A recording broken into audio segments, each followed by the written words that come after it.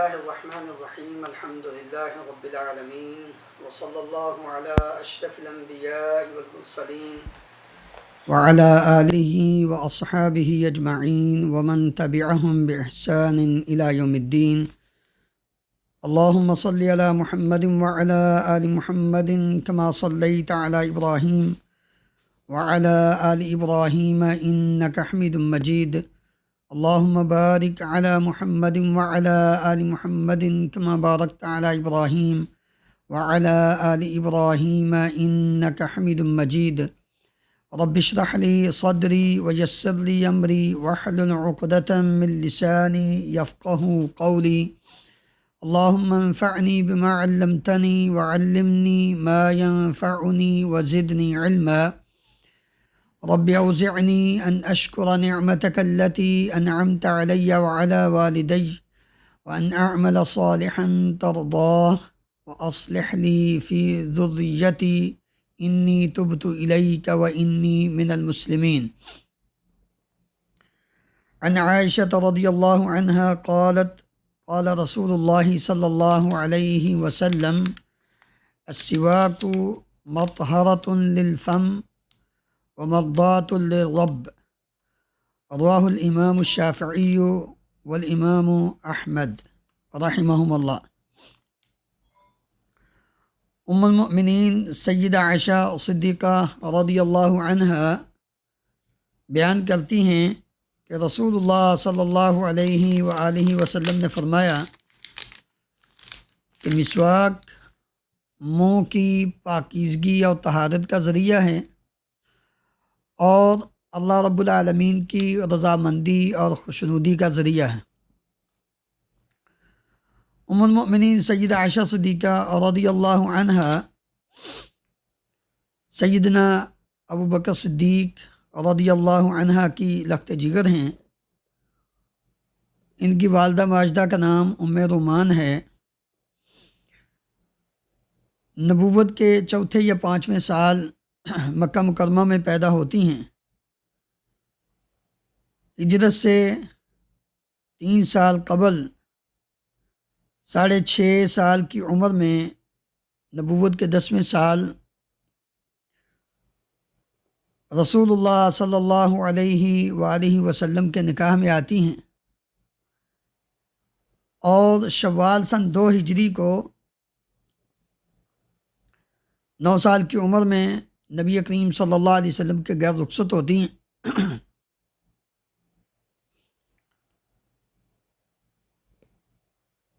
نبی کریم صلی اللہ علیہ وسلم کی زندگی میں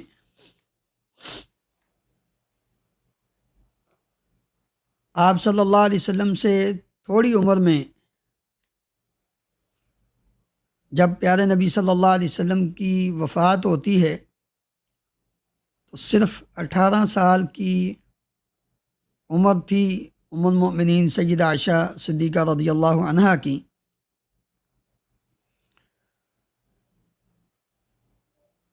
نبی کریم صلی اللہ علیہ وسلم سے آپ نے جو روایات جو احادیث نقل کی ہیں ان کی تعداد 2210 ہیں. اس امت کی بہت بڑی عالمہ فاضلہ فقیہہ فصیح اللسان ایام عرب یعنی عرب کی تاریخ اور اشعار سے بخوبی واقف تھیں. بڑے بڑے صحابہ کرام رضی اللہ عنہم اجمعین میراث جیسے پیچیدہ مسائل اور دیگر اہم مسائل کے متعلق جب ان کو کوئی مسئلہ درپیش ہوتا تو وہ ام المؤمنین سیدہ عائشہ رضی اللہ عنہا کی طرف رجوع کرتے. آپ کی روایات 174 صحیح بخاری اور صحیح مسلم میں ہیں. صرف صحیح بخاری میں 54 روایات اور صحیح مسلم میں 68 ہیں. رسول اللہ صلی اللہ علیہ وسلم نے ان کی ذہانت اور فطانت کے متعلق ایک بار فرمایا کہ عائش، یعنی عائشہ کی بجائے عائش کہا، یہ بھی ایک خامد کا اپنی بیوی سے محبت کا اظہار کا انوکھا انداز ہے۔ نبی کریم صلی اللہ علیہ وسلم نے فرمایا، عائشہ، جبریل امین علیہ السلام تمہیں سلام کہتے ہیں۔ تو وہ آگے سے جواب میں کہنے لگی، وعلیہ السلام ورحمۃ اللہ وبرکاتہ، ترى ما لا نرى، یعنی جواب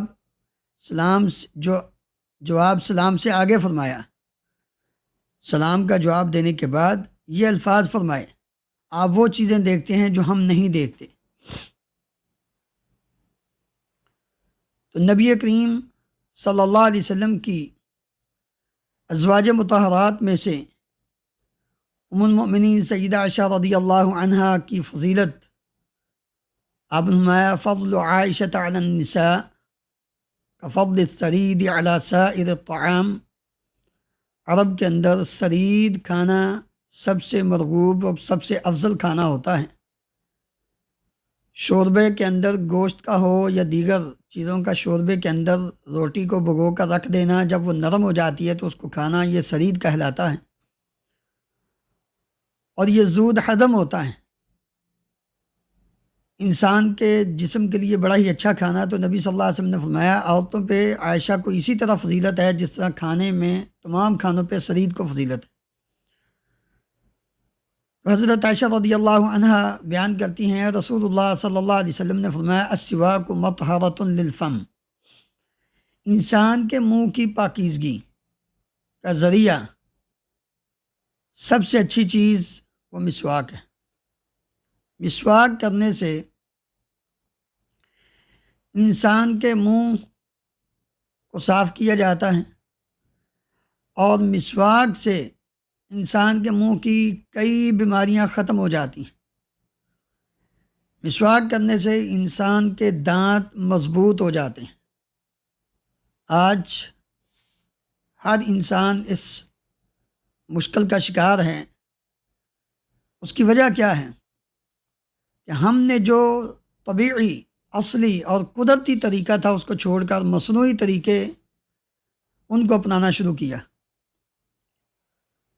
رسول اللہ صلی اللہ علیہ وسلم نے اپنی امت کے متعلق کیا فرمایا تھا اپنے صحابہ کو اور امت کو؟ لولا ان اشق علی امتی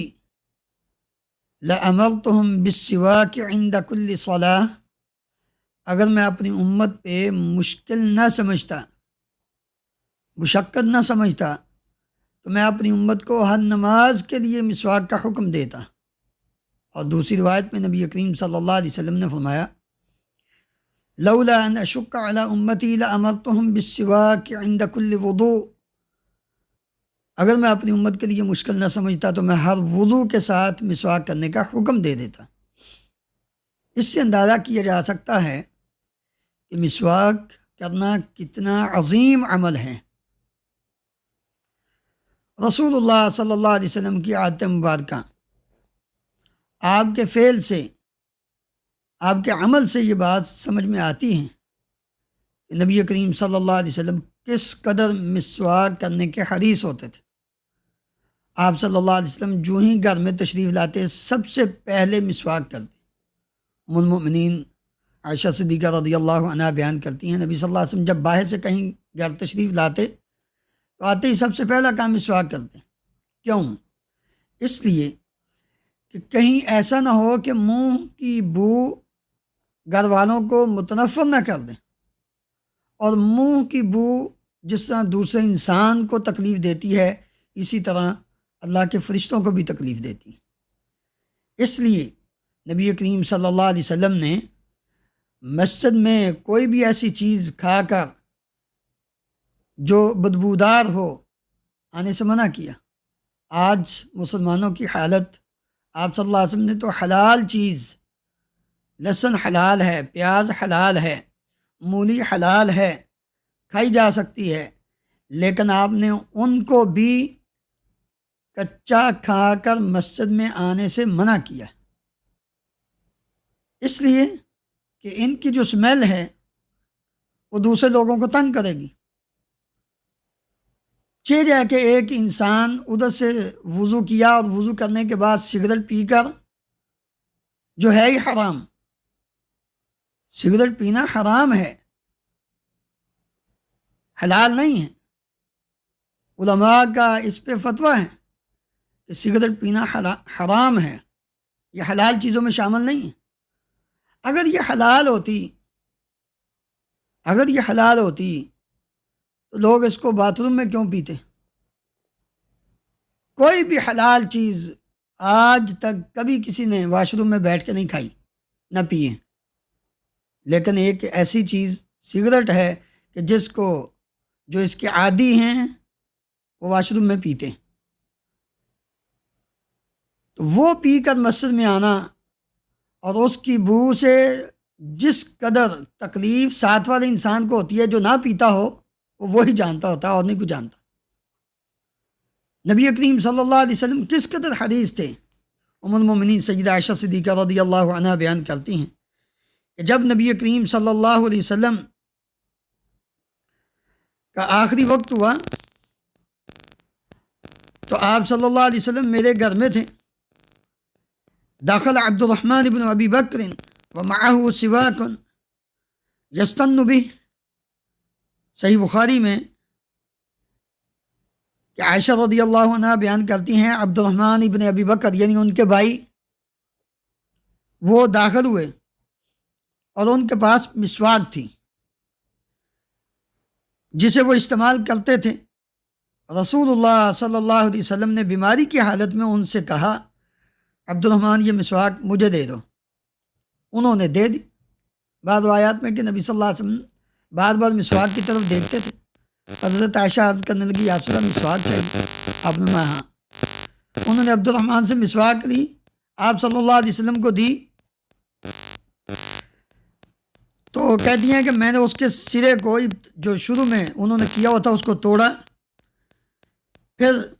نبی کریم صلی اللہ علیہ وسلم کو دی تو آپ سے چبایا نہ گیا۔ میں نے نبی کریم صلی اللہ علیہ وسلم کو بھی مسواک نرم کر کے آپ کو دی تو آپ نے پھر خوب اچھی طرح جو ہے وہ دانتوں کو صاف کیا۔ حضرت عائشہ کہتی ہیں کہ اس قدر زور سے نبی کریم صلی اللہ علیہ وسلم نے مسواک کی کہ جیسے صحت مند تندرست آدمی کرتا ہے، یعنی اس قدر پیارے نبی صلی اللہ علیہ وسلم مسواک کے شوقین تھے اور مسواک کے ساتھ اتنی محبت تھی۔ اس وقت نبی کریم صلی اللہ علیہ وسلم، حضرت عائشہ بیان کرتی ہیں کہ میرے سینے کے ساتھ آپ نے ٹیک لگائی، آپ کا سر مبارک میرے سینے کے ساتھ لگا ہوا تھا، یہ بیماری کی حالت میں تھی۔ رسول اللہ صلی اللہ علیہ وسلم نے فرمایا اکثرت علیکم فی السواک، میں نے مسواک کے متعلق تمہیں بہت کچھ بتا دیا، تو اس لیے مسواک کرنا نبی کریم صلی اللہ علیہ وسلم کی عظیم سنت ہے۔ اور دوسرا، اس مسواک کا جو فائدہ ہے، آج ہم اللہ رب العالمین کی خوشنودیاں مختلف طریقوں سے ڈھونڈتے ہیں، آسان سے آسان طریقہ نبی صلی اللہ علیہ وسلم نے جو بیان کیا وہ یہ ہے وَمَرْضَاتُ لِلرَّبِّ، رب کو راضی کرنا ہے تو مسواک کرو۔ مسواک کرنے سے اللہ تعالیٰ راضی ہوتا ہے۔ کتنا عظیم عمل ہے کہ ایک تو منہ کی صفائی، معاشرے کے اندر انسان کا مقام وقار وہ بڑھتا ہے، صاف ستھرا انسان جس طرح اس نے لباس اچھا پہنا ہوتا ہے اور شکل و شباہت سے اپنی وضاقتہ سے وہ بڑا خوبصورت لگ رہا ہوتا ہے، لیکن اگر اس کے منہ سے بو آ رہی ہو سگریٹ کی یا کسی اور چیز کی تو کوئی بھی آدمی اس کے پاس بیٹھنا پسند نہیں کرتا۔ کتنے ایسے لوگ ہیں لوگوں کے نزدیک ان کا بڑا اونچا مقام ہے، لیکن جب ان کی طہارت و پاکیزگی اور صفائی کے متعلق دیکھا جاتا ہے تو ایک منٹ کے لیے بھی ان کے پاس بیٹھنا گوارا نہیں ہوتا۔ وجہ کیا ہے کہ نہ کبھی انہوں نے صفائی کا خیال رکھا، نہ انہوں نے کبھی مسواک کی، اور منہ سے بو ایسے آ رہی ہوتی ہے کہ جیسے پتہ نہیں سارا گند ہی ان کے پاس ہے۔ تو اس لیے میرے عزیز بھائیوں، آج نبی کریم صلی اللہ علیہ وسلم کی اس پیاری حدیث میں ہم اپنی زندگی میں اس بات کا عزم کریں، نبی کریم صلی اللہ علیہ وسلم کے فرمان کے مطابق، کہ مسواک وضو کے ساتھ بھی، مسواک رات کو سونے سے پہلے بھی، سو کر اٹھ کر بھی، اور اسی طرح جب ہم اپنے گھروں میں جائیں تب بھی نبی کریم صلی اللہ علیہ وسلم نے جس قدر مسواک کی اہمیت کو بیان کیا ہے، اسی قدر ہم زیادہ سے زیادہ ایک تو سنت پر عمل ہوگا، اور دوسرا جو نبی صلی اللہ علیہ وسلم نے یہ فرمایا ہے وہ مرضات الرب رب العالمین کی رضامندی اور خوشنودی حاصل ہوگی۔ اللہ راضی ہو گیا تو سب کچھ ہی مل گیا، جب رب ہی راضی نہیں تو پھر ہم جو کچھ مرضی کرتے رہیں، دنیا میں بھی کوئی فائدہ نہیں، آخرت میں بھی کوئی فائدہ نہیں۔ تو اپنے رب کو راضی کرنے کا آسان طریقہ یہ ہے کہ ہم اپنی زندگی میں مسواک کو کریں۔ ٹھیک ہے پیسٹ استعمال کریں، اور پیسٹ میں بہترین چیز جس کا کوئی سائیڈ ایفیکٹ نہیں، کوئی دانتوں کو نقصان نہیں، وہ کیلا لیں اور کیلے کا پیسٹ کریں، تھوڑا سا اس کا ایک پیس لیں، اس کو نرم کریں، مسواک کے ساتھ لگائیں، اچھی طرح دانتوں کو کریں، دانتوں کی بیماریاں بھی ختم اور منہ بھی صاف، منہ کی ہر قسم کی اسمیل بو وہ بھی ختم، اور سب سے بڑی چیز یہ ہے کہ سنت پر عمل کرتے ہوئے، محبت کرتے ہوئے کل قیامت کے دن نبی کریم صلی اللہ علیہ وسلم کا ساتھ بھی ملے گا، اور دنیا میں اللہ رب العالمین کی رضامندی اور خوشنودی بھی حاصل ہوگی۔ اللہ تعالی ہم سب کو عمل کرنے کی توفیق عطا فرمائے۔